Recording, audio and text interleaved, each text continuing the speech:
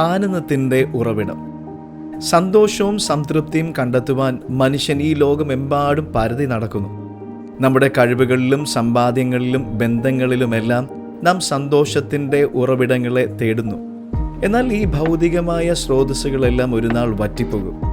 ഈ സത്യം മനസ്സിലാക്കിയവൻ്റെ ഒരു പ്രഖ്യാപനമാണ് സങ്കീർത്തനം 87:7 കാണുന്നത്.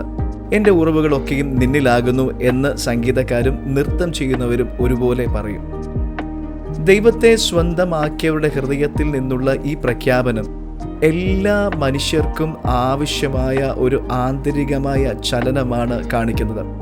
ഉറവുകൾ എല്ലാം നിന്നിലാകുന്നു എന്ന പ്രയോഗം ക്രിസ്തുവിൽ മാത്രം പൂർണ്ണമാകുന്ന ഒരു ദൈവശാസ്ത്രപരമായ സത്യമാണ്. യേശുക്രിസ്തു തന്നെയാണ് ജീവജലത്തിൻ്റെ ഉറവ. ലോകം നൽകുന്ന സന്തോഷം താൽക്കാലികവും വീണ്ടും ദാഹമുണ്ടാക്കുന്നതുമാണ്.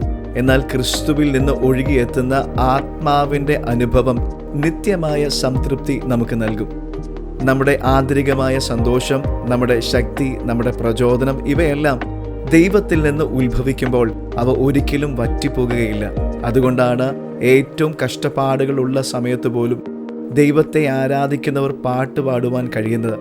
കാരണം അവരുടെ ഉറവിടം ഭൗതിക സാഹചര്യങ്ങളിലല്ല, മറിച്ച് മാറ്റമില്ലാത്ത ദൈവത്തിലാണ്. ഈ വാക്യം നൽകുന്ന ഉപദേശം ഇതാണ്: നാം ആരാധിക്കുന്നവരായിരിക്കണം. നമ്മുടെ ഉറവകൾ ദൈവത്തിൽ നിന്നാണ് എപ്പോഴും ഓർക്കുക.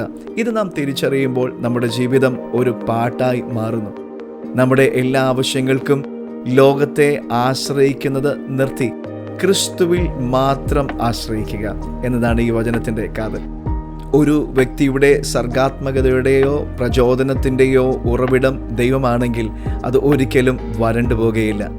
പുറമെയുള്ള കാര്യങ്ങളിൽ സന്തോഷം തേടി മടുത്തവർക്ക് ഹൃദയത്തിൽ ശാശ്വതമായ സംതൃപ്തി നൽകുന്ന ഒരു അവസ്ഥയിലേക്ക് ഈ വചനം നമ്മെ ക്ഷണിക്കുന്നു. ക്രിസ്തുവിലാണ് നമ്മുടെ യഥാർത്ഥ സന്തോഷവും ആന്തരിക സംഗീതവും മറഞ്ഞിരിക്കുന്നത്. God bless you.